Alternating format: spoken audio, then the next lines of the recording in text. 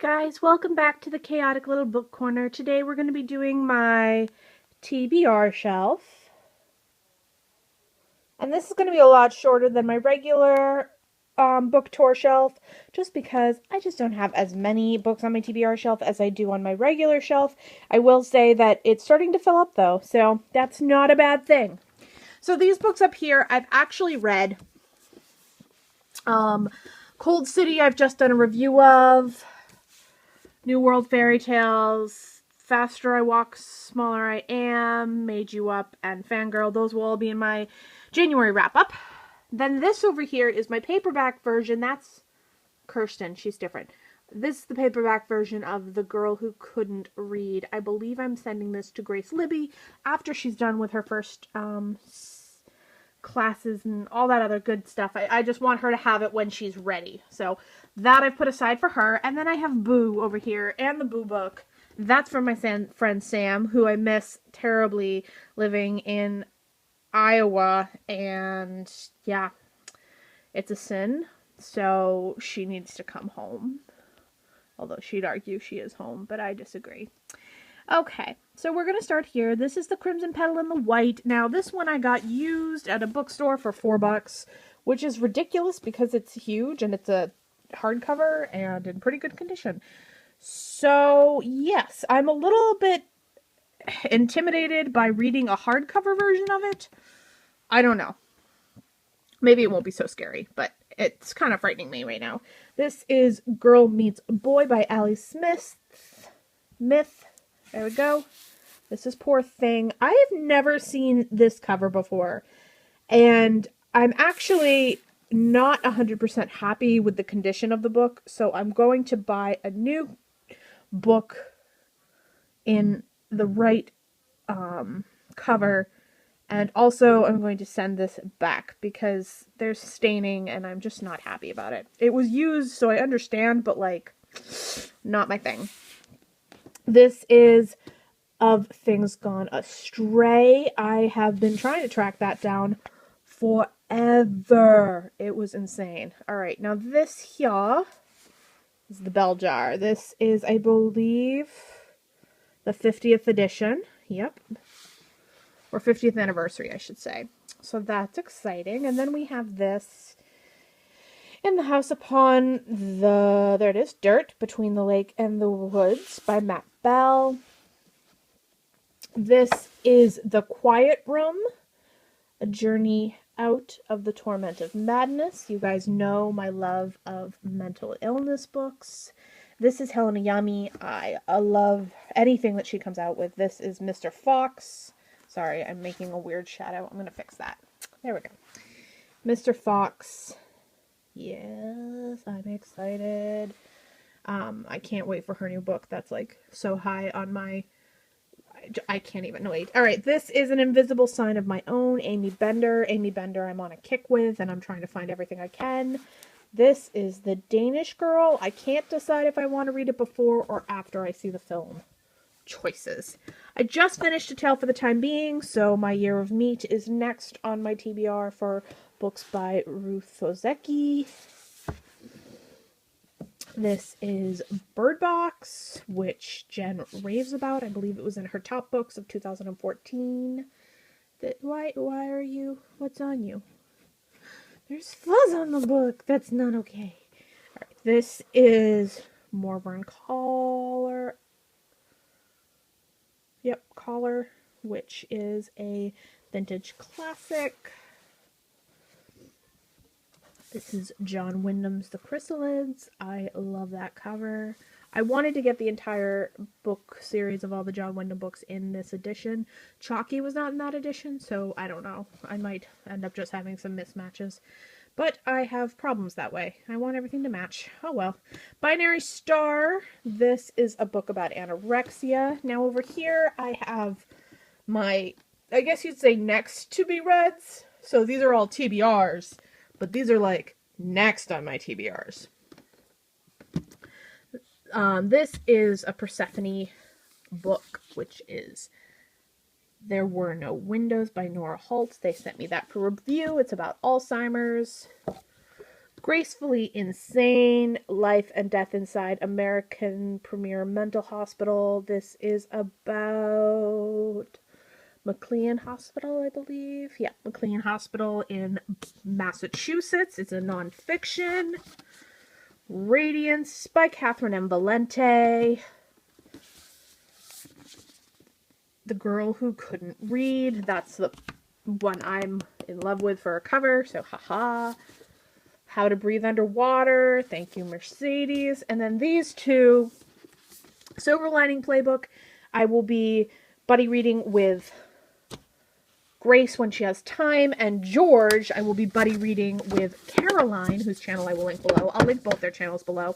I will be buddy reading this with her next month. So, those fell, and I'm just going to get this one off the floor. The rest of them I will deal with when the video is done. These are my DNFs, but I don't really think they're DNFs because I think I want to go back to them. I think Murakami is going to be better suited for me in the summer. The Wild Girl, I don't know. Something's not grabbing it for me and it's bugging me. This is A Study for Charlotte, and I want to read it, but I think I'm going to read it the month it comes out so that I can kind of be on board with everybody else. I Liar. I can't get into it. I got like 80% of the way through when I just got so angry at the character that I couldn't continue. And then Uprooted, I really hate the dragon, so I'm struggling there. Alright, I have Amy Poehler's Yes Please.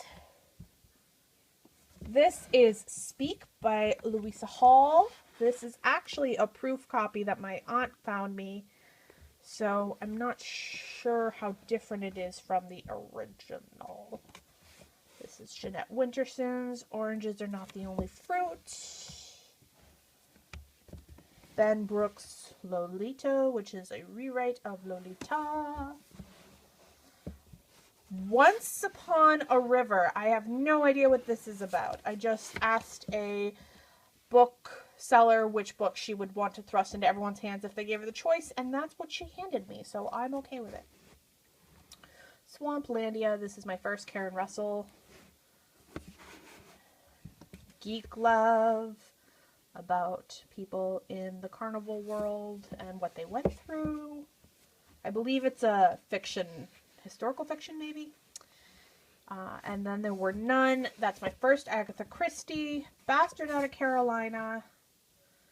This one has a few pages missing, so I have to, again, repurchase this, just like I have to repurchase Poor Things. I'm kind of unamused. The Ocean at the End of the Lane. That's my next Neil Gaiman. This one I know nothing about.